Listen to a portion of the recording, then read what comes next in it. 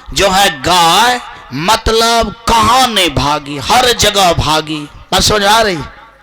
अब भागी लेकिन नहीं भाग पाई, परेशान हो गई। राजा पृथ्वी बड़ा बलशाली, पीछा नहीं छोड़ने वाला। तब जाकर के पृथ्वी थरथरा करके प्रार्थना करने लगी कि राजन, आपका मारना जायज है। आपका मारना क्या है? जायज है, लेकिन एक बात आप मुझे दूह लीजिए। मुझे क्या कीजिए? दूह लीजिए। मैं सब चीज देने के लिए तैयार हूं, मैं सब कुछ देने के लिए क्या हूं? तैयार हूं। तो वास्तव में गाय का रूप का तात्पर्य होता है कि जैसे धरती सब कुछ देता है ना, धरती सब कुछ देता है। लेता कौन चीज है? देखिए, जो चीज आपके लायक नहीं है, जैसे सर पच करके देखते होंगे खाद बनता है। जो चीज निकृष्ट है, जो कुछ क्या है, अरे आपका जो काम में नहीं आएगा, वही सब चीज सर पच करके क्या बनता है? खाद बनती। और वही खाद बन करके फिर जो है क्या होता है? उपजती है ना। फिर वही से जो चीज बढ़िया चीज होता है अपना लोग ले लेते हैं, और खराब चीज उसी में डाल देते हैं तो खाद बन जाता है। जैसे गाय को इधर से घास भूसा खिलाते हैं, उधर से दूध निकालते हैं ना। बेगूसराय में मेरा कार्यक्रम था, एक किसान के पास में 3 गायें थी, बहुत सुंदर गाय थी जर्सी। मैंने कहा ये गाय तो बहुत अच्छा है। कहा हाँ बाबा, एटीएम बैंक है। कौन बैंक है? एटीएम बैंक है। मैंने कहा एटीएम बैंक ही कैसे है? ये तो गाय है। बोला कि ये बहुत बढ़िया एटीएम बैंक है बाबा, इधर से भूसा देते हैं, उधर से दूध निकालते हैं। क्या करते हैं? हाँ, मतलब धरती में भी अपना लोग थोड़ा मेहनत करते हैं, कुछ देते हैं, अच्छा से अच्छा चीज निकालते हैं ना बाजू सब लोग। वैसे गाय में घास भूसा देते हैं, उधर से क्या करते हैं? दूध निकालते हैं। इसीलिए गाय के रूप में धरती को बताया गया। वास्तव में राजा पृथ्वी के भी डर से कौन चीज का धारण किया था? बाजू सब आदमी गाय का रूप। और आज ब्रह्मा के भी पास में गाय के रूप धारण करके ब्रह्मा के पास आई पृथ्वी, और ब्रह्मा के पास रोने लगी। क्या करने लगी? रोने लगी और कहने लगी। सबसे पहले कुछ जो है गाय के विषय में जो बात आई है, यानी उस विषय को अपना लोग जान ले।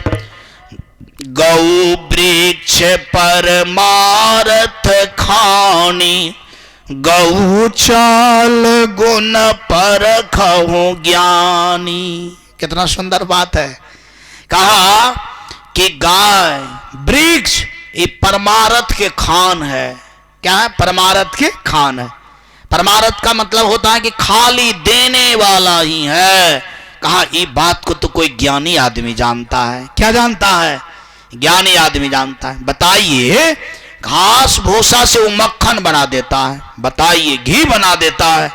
ऐसा संसार में फैक्ट्री कहीं नहीं है फैक्ट्री घी बनाने वाला। वास्तव में मेरी एक मामी जी थी, और मुझसे कहा कि कल तू जाएगा? बोला हाँ मैं जाऊंगा कल। तो बोला तेरे लिए दूध जो है जमा देती हूं।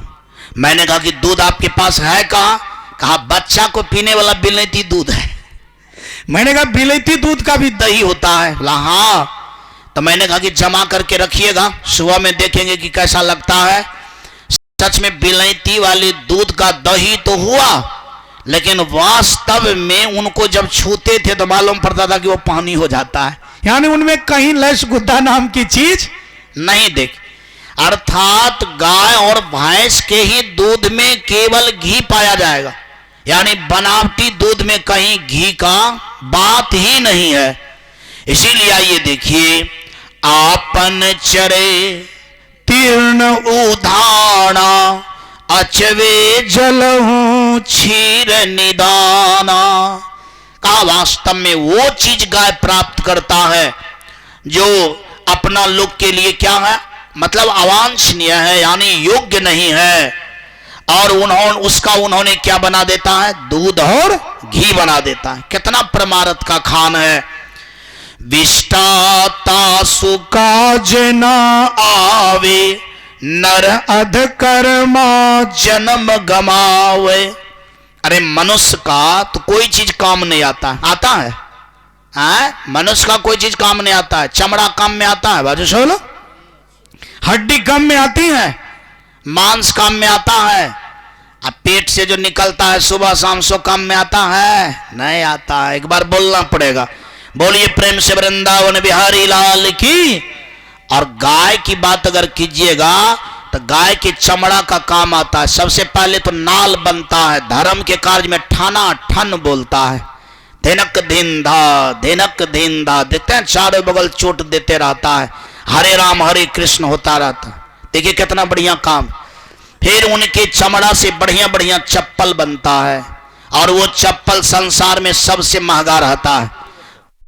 मैं समझता हूं जिनके पास अच्छा चप्पल होगा आज सत्संग में पहन करके नहीं आए होंगे, वो घर में रखे होंगे, और तब पहनिएगा जब कोई लैहर जाएगा, ससुराल जाएगा। बात समझ आ रही है? या अच्छा से अच्छा फंक्शन को अटेंड करने का यदि होगा तब उसमें अपना लोग बढ़िया से पॉलिश करेंगे, पहन करके जाएंगे, और एक दूसरे के बीच में खड़ा होकर के दिखाएंगे कि देखो मुझे भी चमड़ा का बहुत कीमती चप्पल है। एक बार बोलना पड़ेगा श्री कृष्ण भगवान की। और हमारे बगल में मिस्त्री है, ये हमको दिखा रहा है, सिखा रहा है, कॉल के जिलेबियो बनता है। क्या बनता है? आज सब लोग कॉल के जिलेबियो बनता है। आप इस बात को क्यों छोड़ रहे हैं? यानी उनका भी टॉप क्लास का बनता है। तो मैं ये कह रहा था कि मनुष्य का शरीर का कोई भी पार्ट्स का कोई चीज नहीं बनता है, लेकिन गाय के चमड़ा का भी बनता है, हड्डी का भी बनता है। बनता है ना, हड्डी का खाद बनता है। और यदि गाय है, कितने लोग तो उनको खा पका करके बराबर कर देता है, और रात दिन अगर गोबर देता है तो उनसे 20% 25% वाला किलो वाला खाद भी बनता है, जिसको अपना लोग कहते हैं, कौन खाद कहते हैं? कौन कहते खाद? पुलिस वाला जैविक खाद कहते हैं। एक बार बोलना पड़ेगा, बोलिए प्रेम से गौ माता की। याद रखिए भगवान कृष्ण जो गाय पालते होंगे उसमें कोई कारण होगा ना। गाय पालने का मतलब होता है परमार्थ का सेवा। कौन सेवा? परमार्थ का, यानी परमारथी का सेवा। गौ सेवा बड़ा अच्छा सेवा है। जिनके दरवाजे पर गाय है, जो गाय का बढ़िया से सेवा करता है, समझिए वो उत्तम किस्म का आदमी है। जो काम भगवान करते थे वो काम अपना लोग करते। इसमें से कितने लोग के पास में गाय है? हाथ उठाइए। अरे बहुत आदमी के पास में गाय है। हाँ, बहुत आदमी के पास में। खाली ये अगलुकबा आदमी सब जो है, यानी अगला वाला सब जो है, इस सब लोग के पास में नहीं, पिछला वाले सब के पास। तो वास्तव में गाय का पालन करना, गाय को रखना बड़ा अच्छी बात है। हम आपके कहने से झूठे पूछते चले, झूठे टाइम पास करेंगे तो काम गड़बड़ा जाएगा ना। जो खिलाता होगा खिलाता होगा, लेकिन सब आदमी बढ़िया से खिलाइए। आइए देखिए, ब्रह्मा के पास गए। किनके पास गए? गौ मां, यानी धरती मां गाय के रूप धारण करके कहां गई? ब्रह्मा के पास। ब्रह्मा किसे कहते हैं? ब्रह्मा का अर्थ होता है जेनेटर पावर। ब्रह्मा का अर्थ क्या होता है बाजू सब लोग? Generator power. जेनेटर पावर का तात्पर्य होता है रचनात्मक शक्ति। जेनेटर पावर का मतलब क्या होता है बाजू सब? रचनात्मक शक्ति। रचनात्मक शक्ति का मतलब हुआ बनाने की शक्ति। बात समझ में आ रही है? यानी ब्रह्मा के पास इसीलिए गई गौ मां, अति धरती माता, कि ब्रह्मा को कहने के लिए कि आप कैसा कैसा चीज बना दिए हैं, कैसा कैसा राजा बना दिया, हम अपना कपार पर नहीं रखेंगे, आप अपना संभालिए, हम चली। ये बड़का भार हो गया। ये सब दैत्य और राक्षस सबको हमारे कपार पर दे दिया, मुझे नहीं संभालता है। कभी कभी अपना लोग भी घर को छोड़ करके भागने लगते हैं कि लो अपना सारा चुटी कमंडल, अब हम नहीं रहेंगे आपके घर में। तब अपना लोग जब भाग चलते हैं तो रास्ता से घोड़ा करके लाता, अच्छा चलिए चलिए, अब झगड़ा नहीं करेंगे, अब कुछ हो बात नहीं होगा। बात समझ आ रही है? ऐसा होता है कि नहीं होता है? अरे कभी बुढ़वा भागता है, कभी बुढ़िया भागती है, कभी कभी बेटो भागने लगता है, कभी कभी अपना लोग अपनों भी भागने लगते, लेकिन हमने कभी भागे हैं? हमको भागने की कभी भी नौबत नहीं आया। मतलब मैं जिन चीज को पकड़ा हो एकदम पकड़ ले, भागता हूं समय से। के आदमी नहीं भागता है? जब भगवान कृष्ण को भी भागना पड़ा तो मुझे भी भागना पड़ता है, लेकिन यानी इस तरह से नहीं भागता हूं कि दुख हुआ तो भाग गए, सो बात नहीं। यानी बहुत बड़ी बड़ी मुसीबत में सबको भागना चाहिए और एक बार जयकार करना चाहिए। बोलिए प्रेम से श्री कृष्ण भगवान की। तू बूढ़ी माँ इस तरह से क्यों कर रही है? बैठो ना आराम से। देखो इसका अपना काम धंधा देखो कैसा है। हाँ जय श्री राम ने, बैठो चुपचाप सुन करके जाओ। एक बार जयकार करना पड़ेगा। बोलिए प्रेम से श्री रामचंद्र भगवान की। तो मैं क्या कह रहा था? ब्रह्मा का अर्थ हुआ रचनात्मक शक्ति। कि ब्रह्मा के पास जाकर के कहने के लिए गया, ऐसा आपने क्यों बनाए राजा सबको, पापी सबको क्यों बनाए? आपके ही हाथ में सारा बात था। तो आप नहीं बनाते? आप क्या करते? नहीं बनाते। देखिए सब उधर देखने लगा। अरे भाई इधर देखिए ना, उधर क्या है? उधर कुछ थोड़ी है, इधर ना सब कुछ है। इधर देखिए सब लोग। तो ब्रह्मा जेनेटर पावर को कहते हैं, रचनात्मक पावर को, और विष्णु कहते हैं ऑपरेटर पावर को। ऑपरेटर पावर का मतलब होता है पालन की शक्ति। ऑपरेटर पावर का मतलब क्या होता है? पालन की शक्ति। और डिस्ट्रॉयड पावर को कहा जाता है विनाश शक्ति। वास्तव मतलब शंकर। विनाश शक्ति का नाम क्या हो गया? शंकर। पालन शक्ति का नाम क्या हो गया? विष्णु। रचनात्मक शक्ति का नाम क्या हो गया? ब्रह्मा। यानी वास्तव में रचनात्मक शक्ति के पास गया, पालन शक्ति के पास नहीं गया। अच्छा तीनों शक्ति में सबसे पहले कौन शक्ति होगा? रचना वाला शक्ति होगा कि पहले पालन वाला शक्ति होगा? बाजू सवाल। अरे पहले कौन शक्ति होगा? पहले कोनो चीज बनेगा तब ना उसको रखा जाएगा है? पहले बनवे न करेगा तो रखा कैसे जाएगा? यानी पहले बच्चा बनता है तब ना पालन होता है, पालन होता है तब ना बाद में खत्म होता है। तो सबसे पहले कौन शक्ति है एक नंबर में? पिछल का आदमी बाजबो। यानी रचनात्मक शक्ति ब्रह्मा सबसे पहले है, बाद में विष्णु, तब उसके बाद में कौन? शंकर। यानी एक नंबर में कौन है? बाजू सब आदमी ब्रह्मा। इसलिए ब्रह्मे के पास गए कि आपने इतना राक्षस दैत्य भूत को, पापी को क्यों बनाए? ब्रह्मा भी सोचा कि बात सही है। बात क्या है? सही है। लेकिन ब्रह्मा भी सोचा अब हम क्या करें? उनसे पहले कुछ बात से अवगत हो जाए जिनमें तीनों शक्ति विराजमान है। जैसे रचनात्मक शक्ति एक प्लस या जोड़ यानी पालन शक्ति, जोड़ यानी विनाश शक्ति। ये तीनों शक्ति जिसमें है उसी का नाम है भगवान, गॉड। उसी का नाम क्या है भाई सब लोग? गॉड। जैसे जी से हो गया जेनेटर पावर, ओ से हो गया ऑपरेटर पावर, और डी से हो गया डिस्ट्रॉयड पावर, और जी वो डी गॉड हो गया। नहीं, जिनमें ये तीनों पावर रहता है उसका नाम क्या है बाजू? काहे चुकबुक करता है? यानी जिनमें तीनों शक्ति है उसका नाम क्या हो गया? भगवान। उसका नाम क्या हो गया? भगवान। इसी बात को रामचरितमानस में इस तरह से लिखा गया है, शंभु बिरंची विष्णु भगवाना उपजई जासु अंशते नाना। कहा वास्तव में भगवान के ही ये शक्ति से ये तीनों अंश का क्या होता है? अवतार होता है। यानी भगवान से ही ब्रह्मा का अवतार होता है और भगवान से ही विष्णु का अवतार होता है, भगवान से ही शंकर का अवतार होता है। तब तो ब्रह्मा भी फंस गया कि मैं तो भगवान के न कृपा से काम कर रहा हूं, हम तो कोनो अपना कृपा से तो काम कर नहीं रहे, हमारे पास में तो शक्ति है नहीं। मुझे तो भगवान ने जैसा शक्ति दिया है यानी वैसा शक्ति से मैं काम कर रहा हूं। और तो भगवान से ही बात पूछना पड़ेगा कि क्या करें क्या नहीं करें। बात समझ आ रही है? और एक बात जाने, भगवान को समझने के लिए तर्क की जरूरत नहीं है। भगवान को समझने के लिए तर्क की जरूरत? कितने लोग सोचते हैं कि भगवान को तर्क से ही समझ जाएंगे। तर्क से भगवान को नहीं समझा जाता है। तर्क से तो फितरत हो जाएगा, तर्क से तो आप गड़बड़ा जाएंगे। जैसे एक लड़का पढ़ करके आया, अपना लोग का भी बाल बच्चा कॉन्वेंट में पढ़ता है ना। किनका बाल बच्चा कॉन्वेंट में पढ़ता, हाथ उठाइए। अरे हाथ उठाइए ना, बढ़िया बात है ना, धन्यवाद मिलेगा भगवान की तरफ से। जो अपना बेटा को बढ़िया स्कूल में पढ़ाते हैं, थोड़ा हाथ उठाइए बढ़िया से।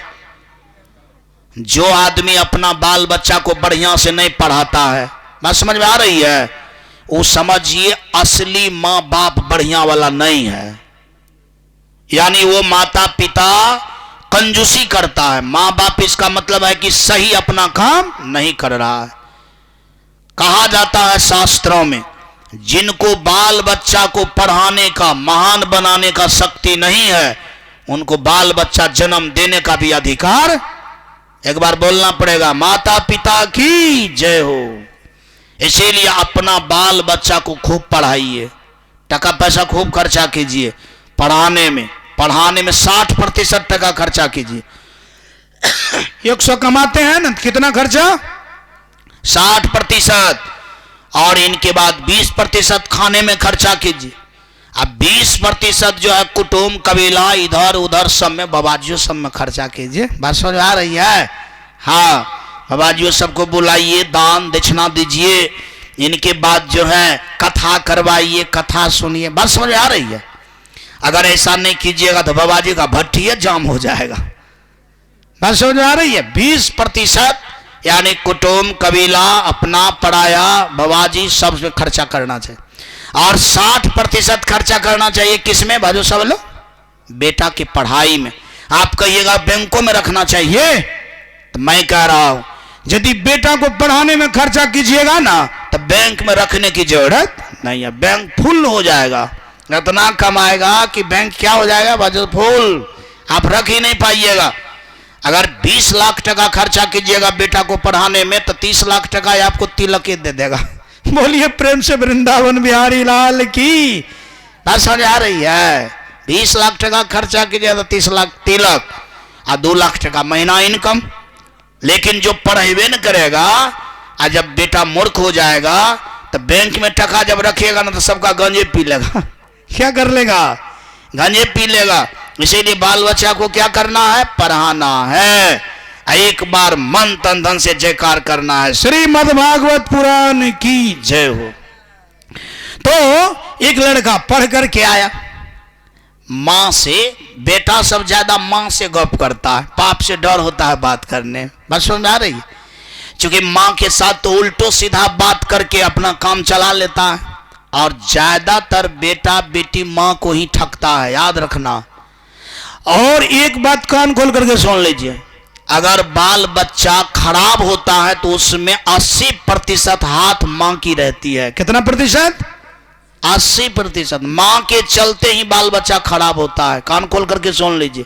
क्योंकि बाप कहता है कुछ, तो माँ चुरा करके टका दे देता है, और चुरा करके जो टका लेता है बाल बच्चा, उनसे वो अच्छा काम नहीं करेगा। या तो उनसे वो मोबाइल खरीदेगा, या तो वो उनसे फिल्म देखेगा, या तो गांजा पिएगा, या तो चौकवा पर घूमेगा और खराब होगा।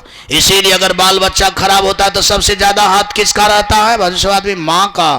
और अक्सर बाल बच्चा किन से गप करता है? माँ से। बाप से तो गपे नहीं करेगा। बाप से गप करेगा तो बाप के विषय में जानता है कि पिताजी हमको टेब लेगा तो ये मेरा खटकर्मा भला जो काम आई होने के लिए नहीं देगा। इसीलिए अलग अलग बात होता है। तो मैं कह रहा था कि वो लड़का जब आया तो सोचा कि माँ के ही पास में गप देता हूं, चूंकि जाने वक्त जो है 1000 इनसे टान लेंगे। कहा कि माँ हम बहुत बढ़िया से पढ़ करके आया हूं। कहा बहुत अच्छा है।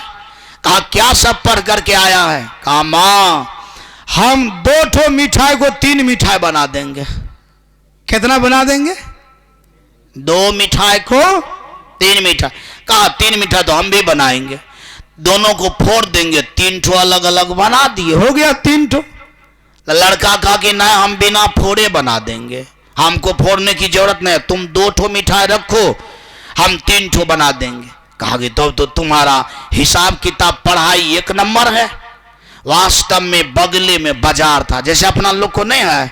माँ तुरंत गई और बढ़िया बुनिया वाला 2 ठो मिठाई खरीद करके लाई, प्लेट में रख दिया। कहा बना। तीन ठो मिठाई कैसे बनाता है, देखता हूं तुम्हारा विद्या कितना कारगर है। कहा कि हम अकेले नहीं बनाएंगे, तुमको भी बोलना पड़ेगा। कहा हम बोलेंगे तुम्हारे साथ। कहा पहला लड्डू पर हाथ दो, हाथ दिया। कहा बोलो कितना है, कहा एक। कहा दूसरा पर दो, ये कितना हुआ, दो। तो कहा ये दो हो गया ना, तो दो एक तीन। सुन आ रही है, मतलब जब इधर दो होता था तो इधर जो एक बोलता था तो दो एक कितना हो गया, तीन। कहा देखा तीन लड्डू हो गया कि नहीं हो गया। कहा रे है तो दो ये तो तू कहता है तीन। कहा फिर से गिनो, इधर से भी। कहा बोलो एक। कहा एक, दो, दो और दो एक तीन। कहा पूरा तो तुम देता है लेकिन लड्डू तो दो ये ठो है, तीन ठो कहां हो रहा है। उधर से उनका पिताजी सुना। पिताजी जब सुना तो पिताजी आया। पिताजी का गिरी कौन चीज का झमेला है।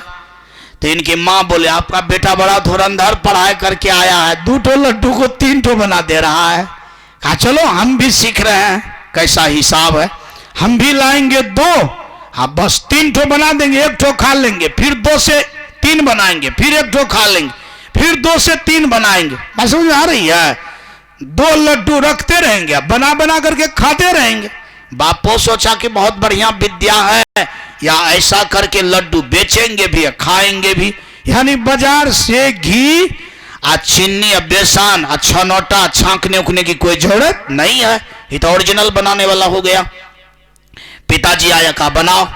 पिताजी को बोला कहिए एक। कहा एक। दूसरा लड्डू पर दिया, कहा कितना हुआ, दो और दो एक तीन। पिताजी भी कहा कि रे तीन तो पूरा देता है लेकिन लड्डू तो दो ये ठो रहता है, तीन ठो है कहां। कहा नहीं नहीं तीन ठो हम पूरा दिए कि नहीं पूरा दिए। तब पिताजी थोड़ा होशियार था, मां तो नहीं समझ पाई। पिताजी होशियार था। पिताजी ने कहा सुनो, एक तो तुम्हारा मां खा लेता है लड्डू, एक तो मैं खा लेता हूं, और जो बच गया सो तू खा लो। कहा ये कैसे होगा।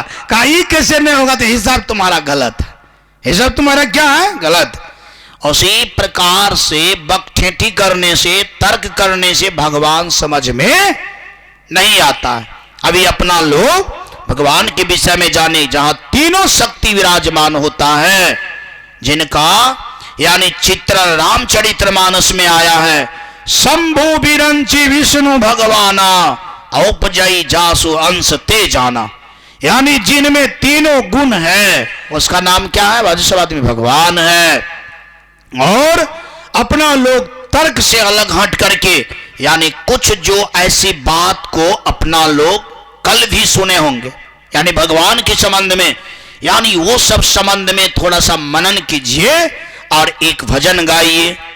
मेरा आपकी कृपा से सब काम हो रहा है, मेरा आपकी कृपा से सब काम हो रहा है। करते हो तुम कन्हैया मेरा नाम हो रहा है, करते हो तुम कन्हैया मेरा नाम हो रहा है। पतवार के बिना ही मेरा नाव चल रही है, हैरान है जवाना मंजिल भी मिल रही है। करता नहीं कुछ भी सब काम हो रहा है, मेरा आपकी कृपा से सब काम हो।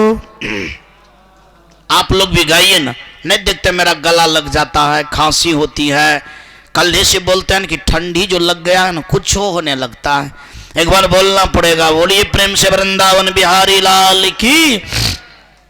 तुम साथी हो जो मेरे किस चीज की कमी है, तुम साथी हो जो मेरे किस चीज की कमी है, किसी और चीज की अब दरकार भी नहीं है। तेरे साथ से गुलाम अब गुलफाम में हो रहा है। ओ मेरा आपकी कृपा से सब काम में हो रहा है। सब आप कर रहे हैं, मेरा नाम में हो रहा है। मैं तो नहीं हूँ काबिल, तेरा पार कैसे पाऊं। टूटी हुई वाणी से गुणगान कैसे गाऊं। तेरी प्रेरणा से ही सब ये कमाल हो रहा है। मेरा आपकी कृपा से सब काम में हो रहा है। मेरा आपकी कृपा से सब काम में हो रहा है। ब्रह्मा सोचा कि वास्तव में जिनकी कमाल से, जिनकी कृपा से सब कुछ होता है, उनके पास जाना पड़ेगा।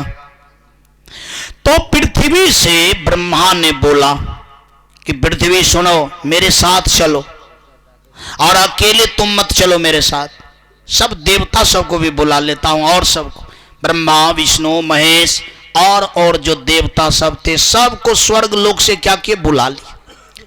कहा अकेले यदि भगवान के पास जाएंगे ना तो कम सुनेगा, यदि सब आदमी मिल करके जाएंगे तो तुरंत सुन लेगा। देखते होंगे आप लोग, 10 आदमी मिल करके कोनो आदमी को कहते हैं तुरंत बात मान लेता है ना। वही बात अकेले कोई आदमी कहे तो नहीं मानेगा। मानेगा। 10 आदमी का असर सब दिन रहता है, इसीलिए कहा जाता है कि 10 में भगवान होता है। देखिए क्या हुआ, सब देवता मिलकर के नारायण के पास गए क्षीर सागर में। कहां गए, नारायण के पास। अब नारायण के पास तो गए, लेकिन जाने का सामर्थ्य सबको नहीं हुआ। तब क्या किए, चूंकि भगवान के पास में तो कोनो हाथ पैर से तो जाया नहीं जाएगा। भगवान के पास जाने का साधन क्या है, ध्यान समाधि। क्या है, समाधि। तो ब्रह्मा क्या किया, समाधि लगाया। समाधि के द्वारा भगवान के पास गया। अपना लोग भी कथा में सुने, सब कुछ हल हो जाता है। कहां आने से सब कुछ हल होता है, कोई आदमी बाजू, सब कुछ हल होता है कहां आने से, कहां आने से है। देखिए सेंटर, यहां जब आइएगा दिमाग के दोनों बीच में, तो दुनिया में सब कुछ क्या हो जाएगा, बाजू सब आदमी हल हो जाएगा। वास्तव में ब्रह्मा समाधि लगा करके यानी नारायण के पास गए। किन के पास गए, नारायण यानी भगवान के पास, यानी जिनसे उनका जन्म हुआ था। सब आदमी को भागवत कथा अगर और सुने होंगे तो पता होगा कि वास्तव में ब्रह्मा का जन्म नारायण के नाभि से हुआ, नहीं नाभि कमल से हुआ। वास्तव में ब्रह्मा ने जिन नाभि कमल से जन्म लिया था उसमें प्रवेश करते हुए नारायण के पास में गया। नारायण देखा ब्रह्मा को, कहा तू इधर आ गया है, कहा क्या बात है, कहा बात है कि सब आदमी मिल करके हम सब लोग आपके पास आया हूं। सबसे पहले तो तकलीफ है धरती को, और धरती गौ का रूप बना करके हमारे पास आई, रोने लगी, कलपने लगी। कहा क्यों, कहा धरती पर पापी का संख्या बढ़ गया है, पापी का संख्या बढ़ गया है। कहा देवता सब, कहा धरती का मदद करने के लिए सपोर्ट में गवाह के रूप में आए कि बात सही है, और हम भी मान रहा हूं कि बात सही है। कहा कहना क्या चाह रहे हो, कहा कहना यही चाह रहे हैं कि उनका उद्धार, धरती की उद्धार कैसे होगा, धरती पाप से मुक्त यानी पापी लोग जो हो गया इस भार से कैसे कमेगा। भगवान बोले तुमको कहने से हम पहले जान रहे थे। क्या कर रहे थे, जान रहे। अच्छा यदि तू चला आया तो मुझे तो जाना ही था लेकिन अब तुम आ गया तो जाने से पहले संवाद में तू सबको कह देना कि द्वापर में मैं देव की मां और वासुदेव के घर में प्रकट होंगे। क्या होंगे? प्रकट होंगे और सब पापी को जो है क्या करेंगे? संहार करेंगे। इसका मतलब है कि जब जब हो ये धर्म की हानि, यानी जब जब धर्म की हानि होता है ना, तब बाढ़ असुर अभिमानी। वास्तव में तब जो है भगवान क्या करता है? यानी रूप बनाता है। क्या करता है? वाजुसवाद में रूप बनाता है। बाबा क्या बोल रहे हैं आप? बाबा क्या बोल रहे हैं? आपका अंगूठी बहुत चमकता है, लगता है सोना का अंगूठी है। बोलिए प्रेम से वृंदावन बिहारी लाल की जय। तो मैं क्या कह रहा था कि जब धरती पर पाप होता है तब भगवान का क्या होता है? जन्म होता है। अच्छा एक बात, तब तो पापे न भगवान को जन्म का कारण हो गया। यदि धरती पर पाप नहीं होगा तो भगवान का भी जन्म नहीं होगा। अच्छा एक बात, पाप होता है गाय माल के द्वारा कि आदमी के द्वारा होता है? पाप कौन चीज के द्वारा होता है? बकरी के द्वारा कि खस्सी के द्वारा कि बैल के द्वारा कि गधा के द्वारा कि नेड़िया के द्वारा कि कुत्ता के द्वारा? कौन चीज के द्वारा होता है? पाप यदि होता है तो किसी के द्वारा नहीं होता है, खाली आदमी के द्वारा होता है। कौन चीज के द्वारा? तो सबसे यानी खत्म प्राणी जो है, यानी वही आदमी है जो पाप को क्या करता है? धरती पर बढ़ाता है और धरती पर बढ़ा करके भगवान को कष्ट देता है। भगवान को क्या करता है? कष्ट। कष्ट कौन चीज देता है? कि उनको जन्म लेना पड़ता है। क्या लेना पड़ता है?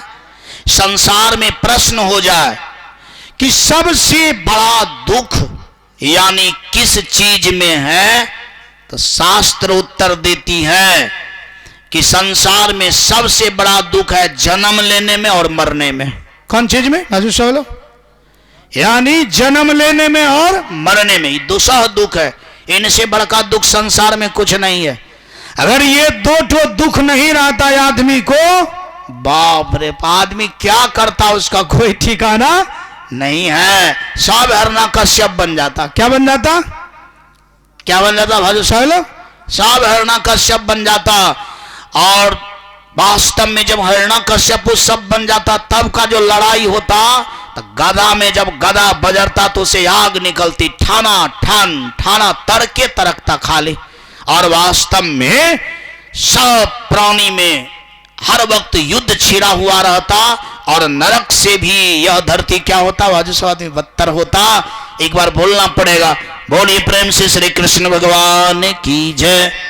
भगवान को अगर कष्ट नहीं देना चाहते हैं तो वास्तव में आदमी को पाप करना क्या करना पड़ेगा? छोड़ देना पड़ेगा। और जब पाप करना छोड़ देना पड़ेगा और छोड़ देगा तो भगवान को भी जन्म वाला कष्ट से क्या हो जाएगा? यानी वो खत्म हो जाएगा, उनको जन्म लेने की कोई जरूरत नहीं पड़ेगा। आइए देखिए, ब्रह्मा को ये बात बोला, ब्रह्मा को बड़ी शर्मिंदा आया ये बात सुन करके। इसीलिए शर्मिंदा आया कि संसार में सर्वोत्कृष्ट प्राणी कौन है? राजू साहब, सबसे अच्छा प्राणी कौन है? आदमी। सबसे अच्छा प्राणी क्या है? बाजू साहब, आदमी। आदमी। और आप एक बात जानिए, प्रकृति में जो भी चीज अच्छा से अच्छा है वो सब कौन उपभोग करता है? आदमी करता है। कौन करता है? जैसे धरती के अंदर से मटिया तेल, पेट्रोल, डीजल, गैस सब निकलता है, इसका उपयोग कौन करता है? बाजू साहब, आदमी। आदमी। एक कोठो अदर प्राणी करता है? नहीं करता है। धरती के अंदर से सोना, चांदी, हीरा, मोती, जवाहरात हर चीज निकलता है, उसका उपयोग कौन करता है? सूरत बाबू, आदमी करता है। बड़ा मतलब रह करके बोलते हैं, थोड़ा बोलिए ना बढ़िया से, हिम्मत से। ये धरती पर बढ़िया से बढ़िया चीज खाने वाला चीज होता है, फल फूल सारा कुछ होता है, अन्न दाल सब्जी, ये सब कौन खाता है? आदमी खाता है। बताइए, इस धरती पर बहुत प्राणी दूध देता है, सब दूध छाछ दही घी कौन पीता है? बाजू सब लोग, आदमी। बताइए, ये धरती पर का सारा व्यवस्था यानी बढ़िया बढ़िया चीज का व्यवस्था किसके लिए है? आदमी के लिए है। अब बताइए, जिनके लिए इतना व्यवस्था है उसको पाप बढ़ाना चाहिए? बाजू सोलो, उनको भगवान को दुख देना चाहिए? दुख नहीं देना चाहिए। फिर भी भगवान को दुख देता है और भगवान को क्या करना पड़ता है? जन्म लेना पड़ता है। ये बात सुन करके ब्रह्मा को बड़ा लाज हुआ। क्या हुआ? लाज हुआ कि सो देखिए, ये आदमी के चलते ही पाप हो रहा है और जिसके चलते भगवान को क्या लेना पड़ता है? जन्म लेना पड़ता है। ये आदमी को जरा सा भी लाज नहीं होता है। इसका मतलब है यदि संसार में सबसे बड़ा पतित कोई प्राणी होता है तो यह आदमी होता है। क्या होता है? मैं आप सबको नहीं कह रहा हूं, सब आदमी थोड़े होता है। जो आदमी भक्ति करता है, भजन करता है, वो पतित नहीं है। लेकिन जो इस बात को नहीं समझता है उसको क्या कहना चाहिए? आप ही लोग बोलिए, उनको क्या कहना चाहिए? पतित कहना चाहिए, निर्लज कहना चाहिए। और सच में निर्लज पतित होकर के यह संसार में अन्न खाना क्या है? अपराध है। क्या है बाजू से बोलो? क्योंकि दाल भात सब्जी अचार पापड़ खा करके अगर निर्लज रहेंगे तो इनसे तो बढ़िया कि गुंडा मार खा करके प्राणी सब जीता है, वो ना बढ़िया है। इसीलिए इस बात की समझदारी अपना लोग को होना चाहिए और एक बार भगवान का नाम लेना चाहिए। श्रीमन नारायण नारायण नारायण, श्रीमन नारायण नारायण नारायण, श्रीमन नारायण नारायण नारायण। सरजुग तीरे अयोध्या नगरी, सरजुग तीरे अयोध्या नगरी, राम लखन वो तारायण, श्रीमन नारायण नारायण नारायण,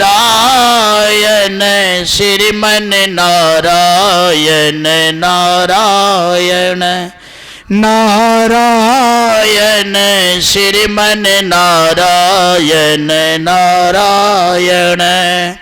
हो यमुना तीरे मथुरा नगरी, यमुना तीरे मथुरा नगरी, कृष्ण बलराम वो तारायण, श्रीमन नारायण नारायण नारायण, श्रीमन नारायण नारायण नारायण, श्रीमन नारायण नारायण।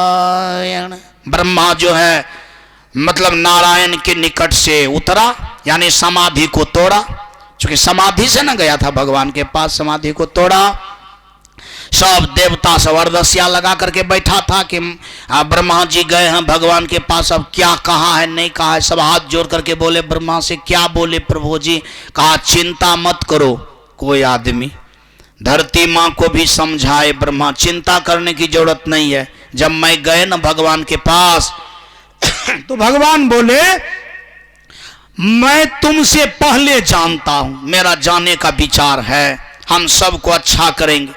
लेकिन वही बात मुझसे बोले कि पहले जाकर के कर दो, ताकि आश्वासन यदि मिल जाता है ना तो आदमी को सांत्वना हाथ हो जाती है, हो जाता है ना।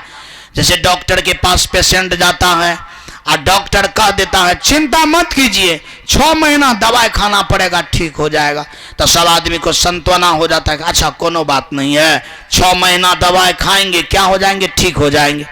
तो भले बीमारी रहता है लेकिन उनके अंदर में शांति आ जाती है कि हम 6 महीना के बाद क्या हो जाएंगे, ठीक हो जाएंगे।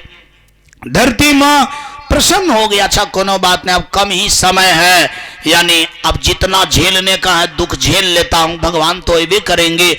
चूंकि भगवान का बात और देवता का बात मिथ्या नहीं होता है, मिथ्या न हो देव ऋषि वाणी, यानी वास्तव में देवता का और ऋषि का वाणी क्या होता है? मिथ्या नहीं होता है। जब इतना बात सुने सब अपने अपने यहां गए, लेकिन इतना ही नहीं, ब्रह्मा से एक बात और भगवान बोले कि देखिए जितना भी देवता है, जितना भी क्या है? देवता है, यानी जहां हम जन्म लेंगे सब देवता को उसी आसपास में जन्म लेना पड़ेगा। हाँ, देवता सबको और देवी सबको, यानी जितने देवता रहेगा उतना देवी न रहेगा। दूल्हा का नाम देवता और कन्या के नाम क्या हो गया? देवी। बस समझ आ रही है। लेकिन एक तो बात है, कन्या में तो देवी लगले रह जाता है, लेकिन पुरुषे पर से देवी शब्द हट जाता है। यहाँ लग जाता है यादव, यहाँ लग जाता है शाह, यहाँ लग जाता है मंडल, यहाँ लग जाता है चौधरी। बात समझ में आ रही है? इसीलिए कि ज्यादा गड़बड़ पुरुष से होता है। ज्यादा गड़बड़ कौन होता है? आप लोग कहिएगा कि है पुरुष को काहे गड़बड़ कहते हैं, वास्तव में होता है। इसीलिए इनके नाम के आगे पर से ही बात हटा दिया। लेकिन नारी जाति जो होती है ना, उतना गड़बड़ नहीं होता है। जैसे मैं इसका प्रमाण आप लोग को तुरंत दे देता हूं।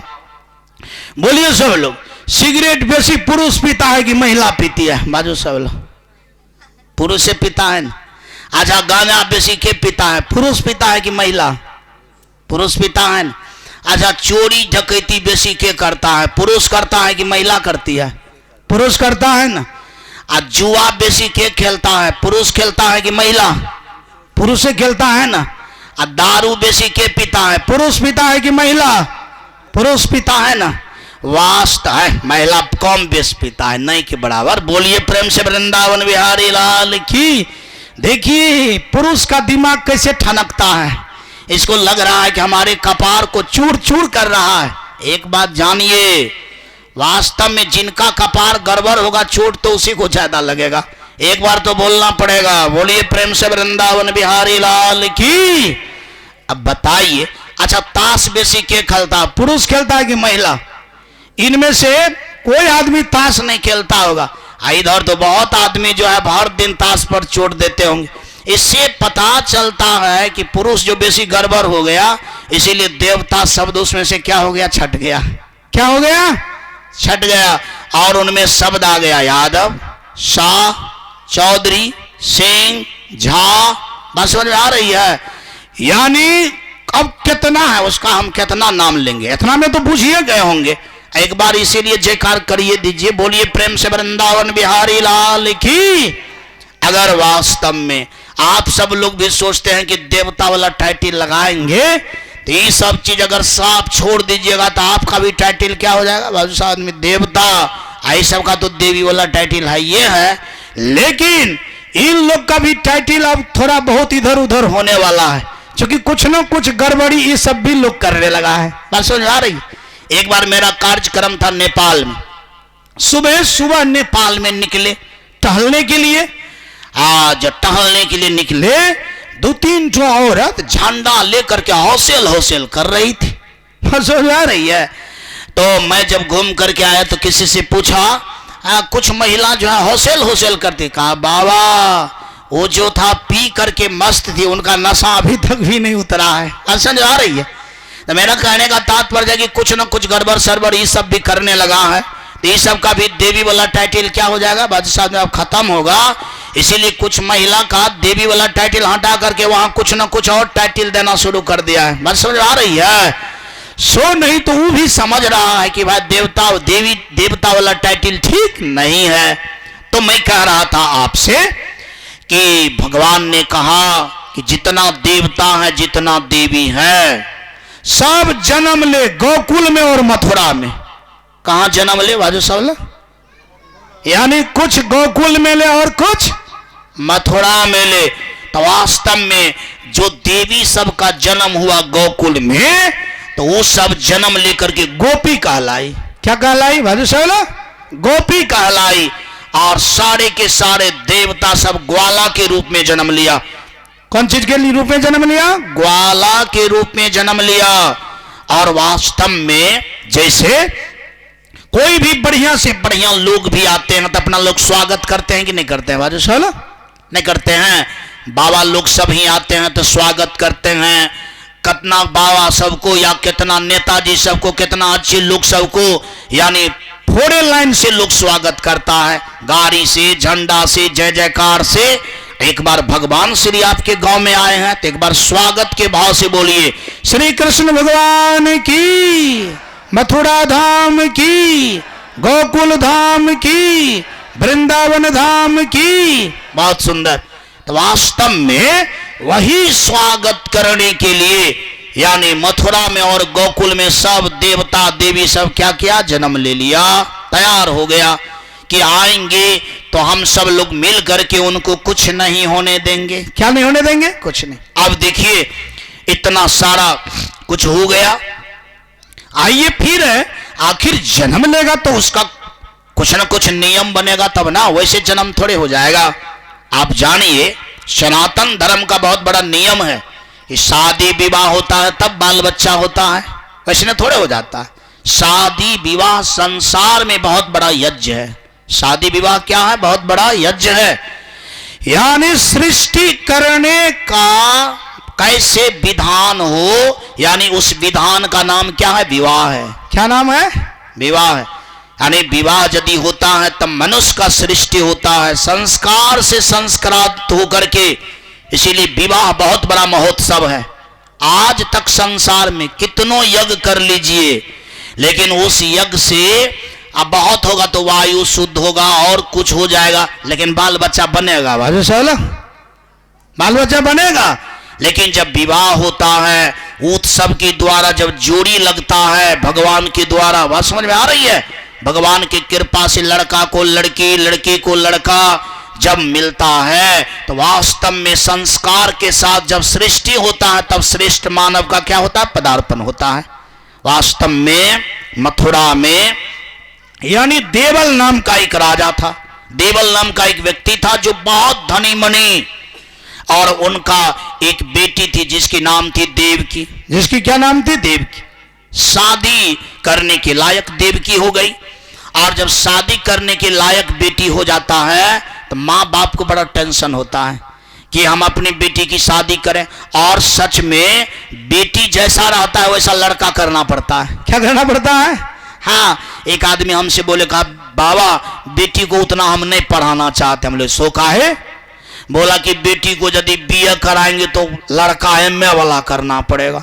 हम मान लिया जाए बेटी को एमए करा देंगे तो लड़का पीएचडी वाला करना पड़ेगा, और जब बेटी को पीएचडी करवा देंगे तो लड़का खोजते खोजते परेशान हो जाएंगे, मिलवे नहीं करेगा। इसीलिए बेटी को कम पढ़ाते। बात समझ आ रही है?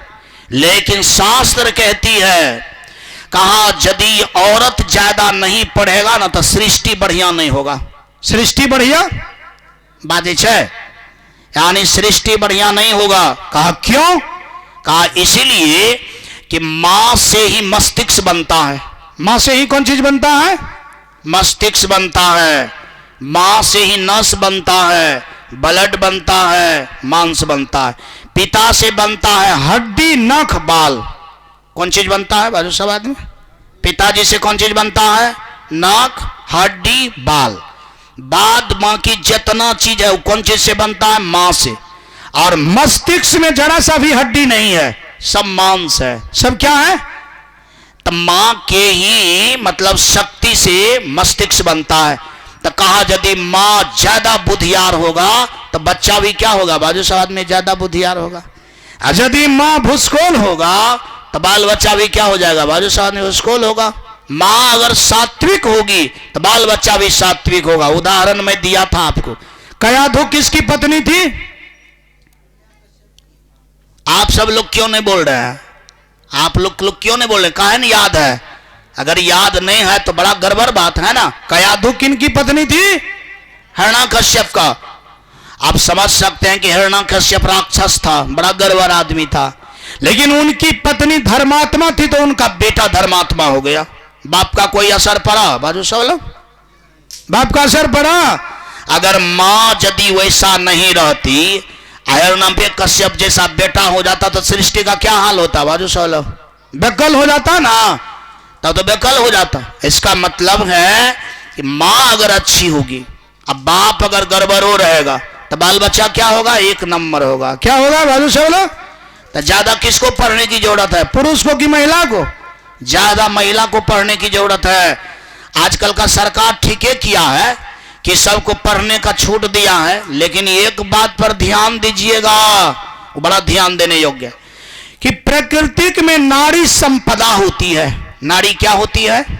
संपदा, बहुत बड़ा संपत्ति। क्या होती है? आप जानते हैं जैसे टाका का लूट होता है वैसे नारी की भी लूट होती है, लेकिन पुरुष का लूट नहीं होता है। आप कभी देखें पुरुष हरण सुन लग गया तो का हम तो नहीं सुन लिए। पुरुष हरण सुने हैं, लेकिन स्त्री हरण तो सुने, सीता हरण हुई है, द्रौपदी का चीर हरण हुआ, ये सब चीज हुआ, लेकिन आज तक शास्त्र में सुने हैं राम हरण, कृष्ण हरण नहीं सुने होंगे। इसका मतलब है कि स्त्री संपदा होती है। स्त्री क्या होती है? संपदा माने संपत्ति। संपत्ति को कहां रहना चाहिए, घर में कि बाहर में? अरे टाका के गड्डी को अगर आप बाहर में छोड़ दीजिएगा तो लेकर के भाग जाएगा कि नहीं? टाका को कहां रखना चाहिए? तिजोरी में। वैसे स्त्री को कहां रहना चाहिए? घर में। समझ आ रही है? बेफालतू का बाहर मत होइए, क्योंकि आप लोग बहुत बड़ा संपत्ति हैं। इसीलिए आप लोग देखे होंगे लड़की का यदि ब्याह होता है तो घर बनाने का उतना लोग सोचता है कि बेटी के ब्याह कह ले तकर बादे घर बना, लेकिन जब बेटा का ब्याह करता है कल का खैन घर नहीं छे, ब्याह नहीं करबे, काहे तो उधर से जो संपत्ति आएगा तो रहेगा कहां? बढ़िया घर रहेगा, बढ़िया खिड़की केवाड़ तगड़ा रहेगा तब ना। उनमें भी पर्दा पर पर्दा, पर्दा पर 3-4 पर्दा लगता है, तब जाकर के कन्या रहती है। समझ आ रही है? इसीलिए वो संपत्ति है। तो नारी को भी समझना चाहिए कि मैं प्रकृति का क्या हूं? संपत्ति हूं, मुझे कैसे रहना है? अच्छा से। लेकिन जब स्त्री सबको कहता है घर में रहने के लिए, तो उल्टे पुरुष को डांटता है कि तू रहो बाहर, हम रहे घर में, आप भी रहिएगा बाहर तो हम भी रहेंगे बाहर। तो आपको पता न होनी चाहिए कि हम संपत्ति है, वो संपत्ति नहीं है। बात समझ में आ रही है? अच्छा एक बात बताइए, धान चावल रहता है घर के भीतर, लार पतार कहां रहता है? बाजी छे, लार पतार को लोग घर में रखता है, ढेरिया देता है बयारे में। कहां ढेरिया देता है? उसी तरह से स्त्री है धान गेहूं, और पुरुष सब है लार भुस्सा। बोलिए प्रेम से वृंदावन बिहारी लाल की। कहीं किधर रह जाता है, मतलब ये कहीं सो जाएगा कहीं रह जाएगा, तो इसका कोई मतलब नहीं है। लेकिन स्त्री कहीं रह जाएगी तो काम चलेगा। बाजू सब लोग आप सबको पता होना चाहिए, राम जी जब जंगल गए थे ना, तो वास्तव में उसको अपना टेंशन नहीं था। बेसी टेंशन किनका था? बाजे छे, बेसी टेंशन किनका था? सीता की, कि बाप रे बाप बहुत बड़ी संपदा है। देखिए कितनों करने के बावजूद भी क्या हो गया, उसका हरण हो ही गया। समझ आ रही है? तो साफ साफ पता है कि बाहर में रखने वाला चीज स्त्री, अकेला रहने वाली स्त्री, अकेला चलने वाली भी स्त्री। इसका मतलब है कि अब बाय इन केस अगर कहीं जाना ही है तो चले जाइए, लेकिन बिना साथ का कहीं नहीं जाना चाहिए, ऐसा शास्त्र कहता है। ऐसा कौन कहता है? शास्त्र कहता है। ये बात आप लोग को शायद जितना अच्छा लगा हो, मैं इनका गारंटी नहीं लेता हूं, लेकिन शास्त्र संगत बात करना चाहिए। अच्छी बात करना चाहिए कि नहीं करना चाहिए? अच्छा कह देना चाहिए, चाहे अच्छा लगे अन्यथा ना लगे। एक बार बोलना पड़ेगा। बोलिए प्रेम से स्त्री भगवान की। तो आइए देखिए, वास्तव में देवल देवकी के विषय में सोचने लगा कि मेरी बेटी तो देवकी बहुत सज्जन है, गुणों का खान है? बहुत निर्मल है, पुजारी है, इनका लड़का भी ना बढ़िया होना चाहिए। तो उनका लड़का ढूंढते ढूंढते ढूंढते वासुदेव मिला। क्या मिला? वासुदेव। वासुदेव बड़ा सज्जन था। देखते होंगे वासुदेव के फोटो में भी दाढ़ी है, मोछ है, बाबाजी जैसा है। सज्जन मतलब बाबाजी, महात्मा। पहले जमाने में बड़े से बड़े राजा महाराजा भी अपनी बेटी का शादी धर्मात्मा के साथ करते थे, भले वो जंगल में क्यों नहीं रहता था, लेकिन करते थे। आजकल तो सोचता है कि ना जिनके पास बढ़िया गाड़ी होगा, दुकान होगा, मकान, चाहे ककरोले डकोर काहे न खाता है, उनसे कोई मतलब नहीं है। पहले ऐसा नहीं होता था, पहले गुण के साथ जाता था। क्या होता था? गुण के साथ। अब जो है बाहर के बातों में उलझ जाता है, इसीलिए कि गुण देखना बड़ा मुश्किल है। अब बाहर का तो सब कुछ बराबर फटक से लोग देख लेता है। तो पसंद किए वासुदेव को। और वासुदेव को 2.25 लाख गाय दान किया था। कितना गाय? हाँ, तिलक में दिया था। देवल राजा देवकी का, उनमें भी गाय के सींग में सोना लगा करके। कौन चीज लगा करके मास्टर साहब?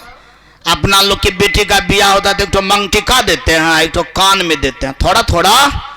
लेकिन वास्तव में देवकी के पिताजी जो दान किए थे 2.25 लाख गाय, तो सींग में सोना लगा करके। बात समझ में आ रही है? सोना का थी दे करके। क्या हो रहा है ये सब? आप जो है बोलने भूकने लगा है, इसका कहा दाढ़ पीठ हिलने लगा है। कोनो चिंता करने की बात नहीं, अब समय भी होने वाला है, एक बार बोलना पड़ेगा। बोलिए प्रेम से वृंदावन बिहारी लाल की। इनके बाद गाय के 2 पैर होता है कि 4 पैर? 4 पैर, चारों खूर होगा, चारों खूर सोना से ढक करके। अब बताइए, इनके बाद इतना ही नहीं, अब सींग भी सोना से मर करके, खूर भी सोना से मर करके, इनके बाद रेशमी कपड़ा से ढक करके और सोना के चेन से बांध करके, तब 2.25 लाख गाय। बताइए कितना तिलक दिया था। इसका मतलब था कि लड़का बेजोड़ था। लड़का क्या था? बेजोड़ था। अब बताइए 2.25 लाख गाय दिया था तो बाराती कहते आया होगा? समझ सकते हैं, बाराती तो बहुत आया होगा।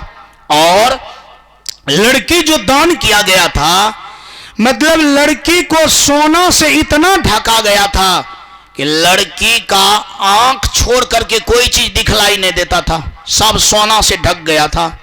क्या समझ में आ रही है? और कहा जाता है कि लड़की दान करना संसार में सबसे बड़ी चीज है, लेकिन सुंदर लड़की दान कीजिएगा तब, सुंदर विचार वाला तब। लड़की मतलब जा करके वो अच्छी बहू बने। क्या बने बाजू सब लोग? अच्छी बहू बने।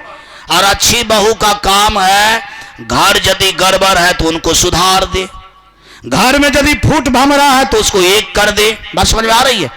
अगर ऐसी सज्जन लड़की आप दान करते हैं तो पुण्य मिलेगा। अब बेटी दान किया, कल वहां भीन बखड़ा करवा दिया, बात समझ में आ रही है, तब पाप लिखेगा। क्या लिखेगा बाजू साहब? शास्त्र में कहता है अगर बेटी को फोन पर कुछ भी बोलिए, हर वक्त बोलते रहिए, घर का जिस तरह से बढ़िया होगा वो काम करना है, चाहे काम जितना करना पड़े। बात समझ में आ रही है? अपना लोग कान फूक देते हैं, कोनो बात नहीं है, कोनो तरह से भीन हो जाओ। कोनो तरह से क्या हो जाओ? भीन हो जाओ, बस कान फूक देते हैं, घर क्या हो जाता है? गड़बड़ा जाता है। इनसे पाप लिखेगा। इनसे क्या लिखेगा? आज जो अपना बेटी का कान इस तरह से फूकता है ना, उसके घर में पुत वो होता है कनफुकी वाला। आपके भी घर आएगा ना तो वो भी वही काम करेगा। मालूम सवाल एक बार बोलना पड़ेगा। बोलिए प्रेम से वृंदावन बिहारी लाल की। इसीलिए इस सब बातों पर क्या होना चाहिए? क्या होना चाहिए? विचार होना चाहिए। क्या होना चाहिए? वास्तव में सुनैना अपने सीता के कान को जो फूकी थी, राजा जनक, मतलब जनक अपने जनकपुर में, तो सीता मां से बोली थी सुनैना, बेटी अब तुम जो है इस घर से निकल गई, अब तुम्हारा यहां माँ बाप नहीं है, अब तुम जहां जाएगी वहां तुम्हारा माँ बाप होगा। और याद रखना, सच्ची बेटी का कर्तव्य है कि शादी अगर हो गया तो मर करके ही उस घर से निकलना। अगर वैसे निकल गया तो अपराध है। ऐसे निकल गया तो क्या हो गया? अपराध। दूसरी बात शिक्षा दिया, एक भी शिकायत सुनने को नहीं मिलना चाहिए। क्या नहीं मिलना चाहिए? एक भी शिकायत नहीं। जैसा वहां का परिवेश है वैसा करना पड़ेगा। बात समझ में आई? बताइए, देवल भी उतनी, मतलब देवकी भी उतनी सज्जन थी, इसीलिए वासुदेव लड़का सज्जन किया। शादी बड़ा धूमधाम से हुआ। शादी क्या हुआ? बड़ा धूमधाम से हुआ। अब कितना धूमधाम से हुआ अब बता सकते हैं। जहां इतना दहेज है उनमें भी, यानी कंस जैसा जिसका चचेरा भाई है और उनका पिताजी राजा है। अब बताइए उस घर में जो शादी विवाह होगा कितना रंग ढंग का होगा। अद्वितीय शादी हुआ था। और जब शादी हुआ तो शादी जब रात में होगी तो बिदागरी तो होवे करेगा ना। शादी होगा तो बिदागरी होवे करेगा। विदाई होने लगा, बड़ा धूमधाम से विदाई हुआ। कंस ने कहा कि मैं जाऊंगा, मतलब साथ में, और अपने बहन को पहुंचाने के लिए। हुआ क्या, सब आदमी रोकने लगा कि कंस तुम मत जाओ, इसीलिए कि तुम अभी राज का सारा कुछ देखने वाले हो, चूंकि तुम राजकुमार हो और उत्तराधिकारी तुम्ही को मिलने वाला है। आज जो उत्तराधिकारी होता है उनको पहले से ही कुछ ना कुछ समझना बूझना पड़ता है, इसीलिए तुम मत जाओ। लेकिन जिद मचा करके यानी कंस भी उनके साथ चला। रास्ते में आकाशवाणी हुई कि देवकी का 8वां पुत्र तुमको मार देगा, तुम काहे के लिए प्रसन्न होकर के जा रहे हो। वास्तव में वहीं पर कंस उतर जाता है, देवकी का वध करना चाहता है। वासुदेव बड़ा ही सुंदर ढंग से समझाता है, समझता नहीं है। मैं इस प्रसंग को बोला हूं पहले, ये सब सारी प्रसंग को मैंने पहले बोल दिया है। और अंततो गत्वा वासुदेव ने कहा कि यदि तू नहीं मानते हो तो शादी हो गया है मेरा, इसीलिए मेरी पत्नी है, और अपने पत्नी का जान बचाना पति का क्या होता है, धर्म होता है। क्या होता है बाजू शैलो? बहुत अच्छी बात है कि राम जी भी अपनी पत्नी की रक्षा करने के लिए समुद्र में पुल बना दिया। क्या बना दिया बाजू शैलो? हाँ, और प्राण को बाजी लगा दिया कि मरे चाहे बचे, लेकिन अपने पत्नी के लिए क्या करेंगे, लड़ेंगे। और जिनसे दुनिया में सब डरता था उनसे राम जी लड़ाई किया। अगर अपना लोग क्या पत्नी वैसा घर में चला जाए तो वास्तव में डर से अपना लोग क्या करेंगे, बोलेंगे भी नहीं और सोचेंगे धौ लड़ेंगे तो मरिए जाएंगे, इनसे बढ़िया दूसरे ब्याह कर लेते हैं। बोलिए प्रेम से वृंदावन बिहारी लाल की। लेकिन वास्तव में राम जी बोला जान जाए चाहे प्राण जाए, लेकिन हम अपने पत्नी को नहीं छोड़ेंगे। बात समझ आ रही है? पति का धर्म है। आज एक ठो बाबा आए थे सुबह में, कौन आदमी थे, सूरत बाबा। हाँ, एक बाबा आए थे, उसका नाम क्या बोले थे, बोले सब लोग मास्टर साहब जो आए थे हो। हाँ देखिए, आज भी नहीं किए, कल बड़ा हुलचुल कर रहे थे, आज देखिए सब हुलचुल उनका गायब है। सुबह में आए थे, बहुत अच्छी बात बोले थे कि हमारी बूढ़ी बीमार रहता है, उनका सेवा मुझे करना पड़ता है। क्या करना पड़ता है? वास्तव में अगर बूढ़ी बीमार हो, अब पुरुष अगर बूढ़ा है तो उनका सेवा करना चाहिए। क्या करना चाहिए? करना चाहिए। बहुत ऐसा होता है, और पुरुष अगर अपना पत्नी का सेवा नहीं करेगा, पत्नी अपना पुरुष का सेवा नहीं करेगा तो कौन करेगा? ये बहुत बड़ा धर्म है। सुबह में उनकी बात सुन करके मुझे बड़ा अच्छा लगा, और सुनता होगा तब बाबा तो फूल करके फूकना हो गया होगा, सुबह में जरूर आएंगे। एक बार बोलना पड़ेगा, बोलिए प्रेम से वृंदावन बिहारी लाल की। तो मैं ये कह रहा था कि वासुदेव अपने पत्नी को बचाने के लिए क्या कहा, कहा कि अगर 8वां पुत्र मारेगा ना तो हम 8वां पुत्र तुमको दे देंगे। क्या करेंगे? दे देंगे, लेकिन हमारी पत्नी को मत मारो। कहा यदि आप दे दीजिएगा तो उधर कहां जा रहे हैं, चलिए इधरे। मतलब वास्तव में देवकी का शादी हुआ तो ससुराल नहीं जा पाई, रास्ते से फिर लहरा वापस हो गया। अब बताइए कैसा उनकी भाग्य था। और आने के बाद वास्तव में इस तरह की बात हुआ, और बात होते होते यानी नारद भगवान पहुंच गए कंस के पास। कंस को पढ़ा दिया है, कंस तुम जो कहता है 8वां पुत्र तुमको मारेगा, अब तुम बताओ 1 से लेकर के 8 तक यानी 8 तो लकीर तुम दे दो, किधरों से गिनोगे तो तुमको 8 पूरेगा कि नहीं पूरेगा? बोला हाँ पूरेगा। अब कहा बीच वाला 8 मारेगा कि पहला वाला 8वां मारेगा कि बाद वाला 8वां मारेगा? वास्तव में कौन मारेगा इसका कौन कहा है? तो सबसे बढ़िया होगा कि 8 को मार दो। क्या करो? कहा 8 को मारने के लिए तब तो आखिर उपाय करना पड़ेगा। कहा इससे अच्छा है कि दोनों को यानी क्या कहते हैं, जेल में बंद कर दो, और जेल में बंद होगा, बाल बच्चा होता जाएगा, एक एक करके मारते जाएंगे। वास्तव में पहला बाल बच्चा हुआ, उसका नाम हुआ कीर्तिमान। उसका नाम क्या हुआ? कीर्तिमान। वास्तव में जब कीर्तिमान हुआ तो वासुदेव, बोलिए प्रेम से वृंदावन बिहारी लाल की। बहुत सोचनीय बात है, अगर ये प्रसंग को ये बात समझ लेंगे, बड़ा अच्छा आपको अनुसरण होना पड़ेगा। और बहुत प्रसंग का ये जड़ है। वासुदेव 1 साल पहले बोला था कि हम आपको बाल बच्चा दे देंगे, वो हाथ में ले लिया और गया देने के लिए।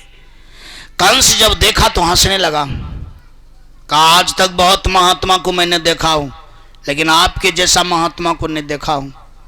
आप वास्तव में मोह रहित हैं। क्या है? जो अपना बेटा को मरने के लिए मतलब ले जा सकता है, उसमें कितना मोह रहेगा? कहां बाजे छको, उनमें कितना मोह रहेगा? अरे बेटा को बाप उठा ले और ले जा रहा है मरवाने के लिए, कंस के हाथ में देने के लिए, उस पिता में कितना मोह माना जाएगा? विजय कुछ हो नहीं है, कोई पैसा नहीं। इसका मतलब है कि वासुदेव में एक पैसा भी मोह नहीं था। तब आखिर था क्या? आखिर क्या था? तो वास्तव में वासुदेव ने कंस को वचन दिया था। क्या दिया था? कि जो भी बाल बच्चा होगा हम आपको दे देंगे, खाली हमारा कन्या को क्या कीजिए, नहीं मारिए। सुनिए बढ़िया से, नहीं सुनिएगा तो नहीं समझ पाइएगा। खाली हमारे पत्नी को बचा दीजिए, हम सब बाल बच्चा आपको दे देंगे। तो वचन दिया था। क्या दिया था? क्या वचन दिया था? सब बेटा आपको दे देंगे। और वासुदेव को 1 साल का बाद ख्याल है कि हम वचन दिए हैं उनको, इसीलिए बेटा को ले जा रहा है मरवाने के लिए। तब बेटा बेसी हुआ वासुदेव के लिए कि वचन बेसी हुआ वासुदेव के लिए? बाजू सब लोग। इसका मतलब है कि वासुदेव कितना सत्य बोलता है, एक को पैसा उसमें है टेढ़ घोंच।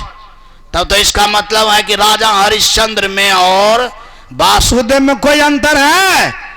एक बार बोलना पड़ेगा। बोलिए प्रेम से वृंदावन बिहारी लाल की जय। और जिनके चित्त में इतना सत्यता हो, उनको कैसा आदमी मानना चाहिए? सत्य मानना चाहिए। क्या सत्य मानना चाहिए? सत्य मानना चाहिए। कहा जाता है कि जो व्यक्ति इतना सत्य हो जाएगा, उसी के घर में भगवान जन्म लेता है। उसी के घर में भगवान। हाँ, जिनका चित्त उतना बढ़िया हो जाएगा, यानी उन्हीं के हृदय में भगवान क्या होता है, बाजू सब आदमी जन्म लेता। कंस हंसने लगा, आज तक हम ऐसा बाबाजी नहीं देखे। बार आप तो टॉप क्लास के बाबाजी हैं कि आप अपने से लेकर के आ गए। बस समझ आ रही है? कंस को भी समझना पड़ा, जबकि कंस बाबाजी से नफरत करता था। कंस को अच्छा आदमी बढ़िया नहीं लगता था, लेकिन वासुदेव इतना अच्छा था कि कंस को भी अच्छा लगता था। क्या लगता था? लेकिन उनके कपार पर भूत सवार था कि 8वां पुत्र इसका काल होगा, मुझे मार देगा, इसीलिए वैसा कर रहा था।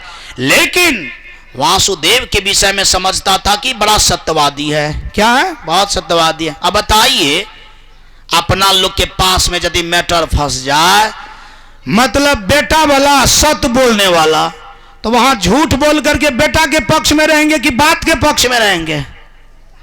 अपना लोग फटाक बेटा के पक्ष में चले जाएंगे। बात समझ आ रही है? सोचेंगे दो चार बात झूठे न हुआ, कोनो बात नहीं है, लेकिन हमारा बेटा बढ़िया होना चाहिए। क्या होना चाहिए?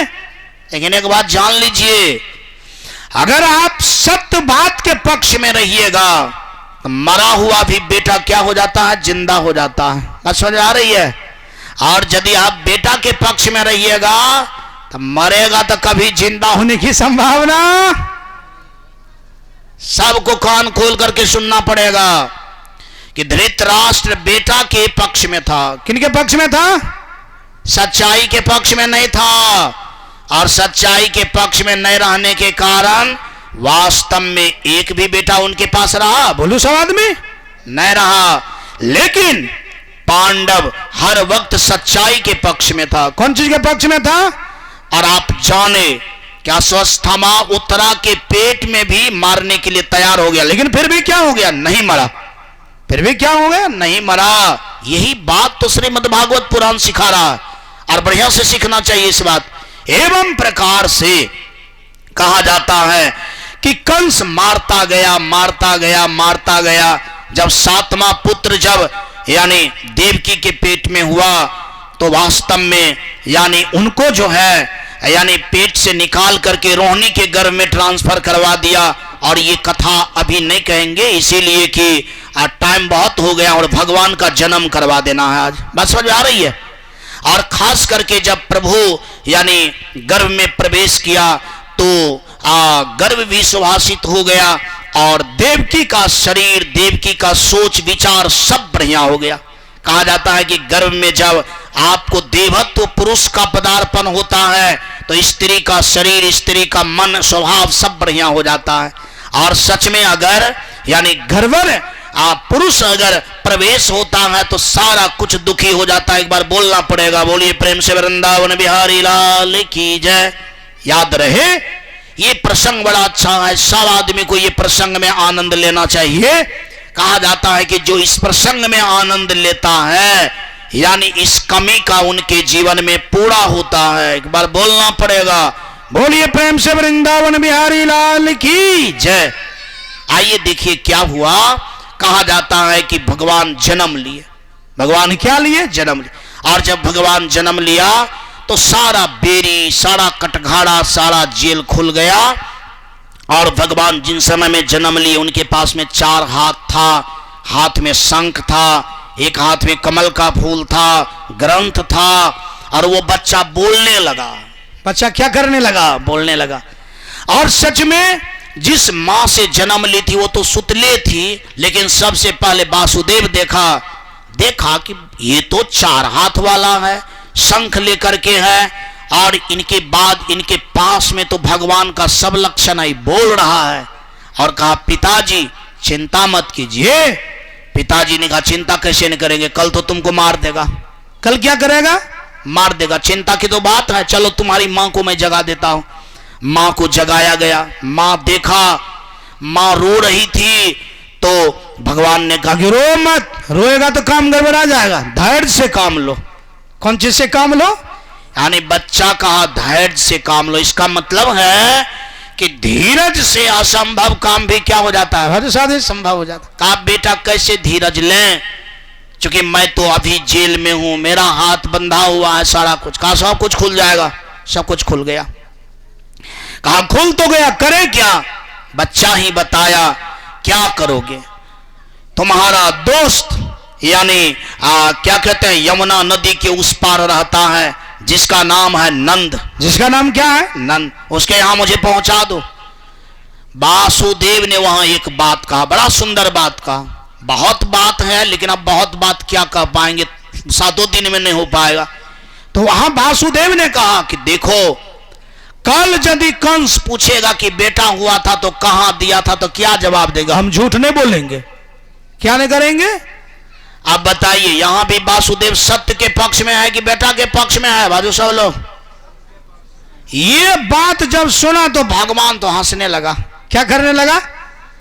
कहा पिताजी वास्तव में आप सत्य हैं। आप क्या हैं? और यही सत्य के कारण हम आपके घर में आया हूं। अगर इतना सत्य नहीं होता तो हम आपके घर में जन्म नहीं लेते। कहा पिताजी आप अपना सत्य के लिए चिंता मत कीजिए, आप मुझे नंद बाबा के यहां पहुंचा दीजिए मुझे। और जब आप आइएगा ना तो ये बात भूल जाइएगा। आप क्या हो जाइएगा? कहा हम तो भूल जाएंगे, लेकिन हम बदले में क्या देंगे? तब पिताजी को कहा कि पिताजी इसके लिए भी चिंता मत कीजिए, आप मुझे जब रखिएगा ना यशोदा मां के पास, आपको एक लड़की मिलेगा। क्या मिलेगा? ये कौन कहा? भगवान कृष्ण ने कहा। और कब कहा? जन्मते जन्मते कहा। इतना सब्जी को तरकाता है कि यहां दिमाग ठनक जाता है। बात बोलिए, पेट में जाएगा तो क्या करेगा? एक बार बोलना पड़ेगा, बोलिए प्रेम से वृंदावन बिहारी लाल की। तो मैं क्या कहा? कहा कि एक लड़की मिलेगी, वो ले लीजिएगा और उसके बदले में प्रमाण दे दीजिएगा। मेरा वाला बात आप हमारी वाली बात क्या हो जाएगा? भूल जाइएगा। आपको झूठ बोलने की नौबत नहीं आएगा। अब बताइए, झूठ बोलने से बचाना, सत्य पर कायम रखना, सारा खेल करना, ये सारा खेल किसका था? भगवान का था। इसका मतलब होता है बेटा वही सच्चा है जो बाप का हर एक किस्मत बचा दे। क्या करे बाजू साहब?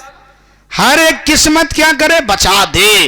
अब आप वहीं बताइए, जो बाल बच्चा माँ बाप को खाने के लिए बढ़िया से नहीं देता है, या आप किस्मत बचाने वाली बात छोड़ दीजिए, उनका तुलना कड़गर पशु से कीजिएगा कि आदमी से? आप बाजबे न करते।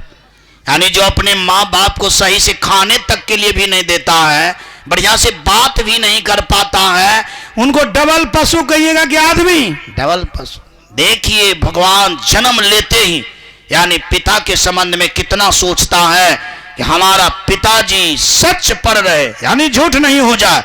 इतना सारा कुछ मैनेज यानी भगवान स्वयं करते हैं। वासुदेव का चित्त प्रसन्न हो जाता है, देवकी का चित्त प्रसन्न हो जाता है कि चलो इतना हुआ तो कोई बात नहीं। फिर प्रश्न आया कि बेटा तुमको ले जाएंगे, और जब आएंगे तब तक में अगर जान जाए कोई तब तो पर्दाफाश हो जाएगा। भगवान ने कहा कि जब तक आप मुझे दे करके आएंगे नहीं, बेरी नहीं लगेगा, सारा कुछ नहीं होगा, तब तक कोई आदमी जरा सा भी जान नहीं पाएगा। एक बार बोलना पड़ेगा, बोलिए प्रेम से श्री कृष्ण भगवान की जय। यहां पर एक बात मैं कहना चाहता हूं कि ये जो जेल बेरी की बात होती है, सच में सबसे बड़ा जेल संसार में जीव का शरीर है। क्या है बाजू साहब? अरे शरीर में रह करके ना सब आदमी कष्ट भोगता है बाजू साहब, घास काटना पड़ता है। शरीर नहीं रहता तो घास काटना पड़ता है बाजू साहब, शरीर नहीं रहता तो दही चूड़ा खाने की सुबह शाम जरूरत पड़ता, शरीर नहीं रहता तो वास्तव में जलखै कलो बनाने की जरूरत पड़ता, और शरीर नहीं रहता तो लहरा छोड़ करके ससुराल बसने की जरूरत पड़ता बाजू सब लोग। काहे के लिए इज्जत, काहे के लिए प्रतिष्ठा, काहे के लिए अटड़म बटड़म, यानी सब बात सब दुख कौन चीज के लिए है? शरीर के लिए है।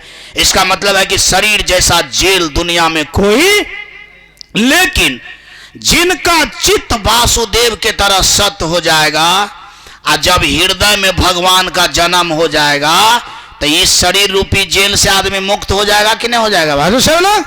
शायद लगता है श्रीमद् भागवत पुराण में ये लोहा लक्कर वाले जेल की बात नहीं हुआ है, ये तो आप वाला जेल जैसे सब आदमी जो अपना अपना जेल में प्रवेश हैं, ये जेल से कैसे छुट्टी मिलेगा सो ही बात है। और ये जेल से तब छुट्टी मिलेगा जब अपना लोग का चित्त वासुदेव के तरह सत्य हो जाएगा। क्या हो जाएगा? कि संसार एक तरफ, और हम लोग को संसार के तरफ नहीं रहना है, हम लोग को सत्य के तरफ रहना है।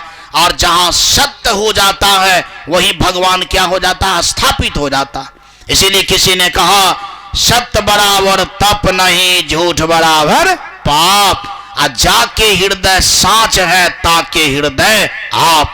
तो भगवान का जन्म हुआ, और भगवान का जन्म शायद आदमी को समझने के लिए हुआ है कि सबके चित्त में भगवान विराजमान हो, सबका चित्त सत्य हो, और सब के हृदय में भगवान जन्म ले, ताकि सबका जीवन का जेल क्या हो जाए? समाप्त हो जाए, बेड़ी कट जाए और सबका उद्धार हो। तो आइए, भगवान का जन्म हुआ है तो 2-4 मिनट लेट ही सही, तो 1-2 भजन यानी भगवान के अवसर में हो जाए तो कोई दिक्कत नहीं ना है। एक बार बोलना पड़ेगा, बोलिए प्रेम से वृंदावन बिहारी लाल की। आइए हम सब लोग भजन को गाते हैं। नंद के आनंद भयो जय कन्हैया लाल की, नंद के आनंद। आप लोग के भी पास हाथ है, थोड़ा बजा दीजिए, चूंकि ना यहाँ ढोल है न पिपी है, तो समझिए हाथे सब कुछ है। और यदि फूल है 2-4 ठो 5 ठो तो थोड़ा छिड़क दीजिए। नंद के आनंद भयो जय कन्हैया लाल की, नंद के आनंद भयो जय कन्हैया लाल की, जय कन्हैया लाल की, हाथी घोड़ा पाल की, जय कन्हैया लाल की, हाथी घोड़ा पाल की, नंद के आनंद भयो, नंद के आनंद भयो जय कन्हैया। आप लोग बैठिए। नंद के आनंद भयो जय कन्हैया लाल की। सबको चंदन लगा दीजिए। नंद के आनंद भयो जय कन्हैया लाल की, नंद के आनंद भयो जय कन्हैया लाल की। हाथी दिने घोड़ा दिने और दिन्ही पाल की, हाथी दिने घोड़ा दिने और दिन पाल की नंद के आनंद भयो, जय कन्हैया लाल की नंद के जोर से गाइए ना। हे बूढ़ा को देखिए, उधर देख रहा है, टोपी वाला को कह रहे हैं, बड़का टोपी है, बोलता है नहीं है। नंद के आनंद भयो, जय कन्हैया लाल की नंद के आनंद भयो।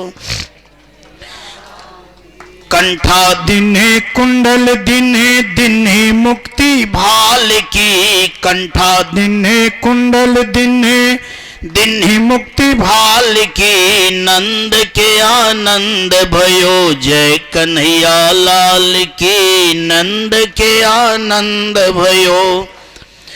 लाल की सुरमा दिने काजल दिने दिने बिंदी भाल की, सुरमा दिने काजल दिने दिने बिंदी भाल की, नंद के आनंद भयो, जय कन्हैया लाल की नंद के आनंद भयो। करे दिए बिछवा दिने ब्याही गऊ हाल की, करे दिए बिछवा दिने ब्याही गऊ हाल की, नंद के आनंद भयो, जय कन्हैया लाल की नंद के आनंद भयो, जय कन्हैया लाल की। बोलिए प्रेम से श्री कृष्ण भगवान की जय। एक देहाती गीत गा लीजिए जो आप सब लोग गाते हैं भगवान के अवसर पर।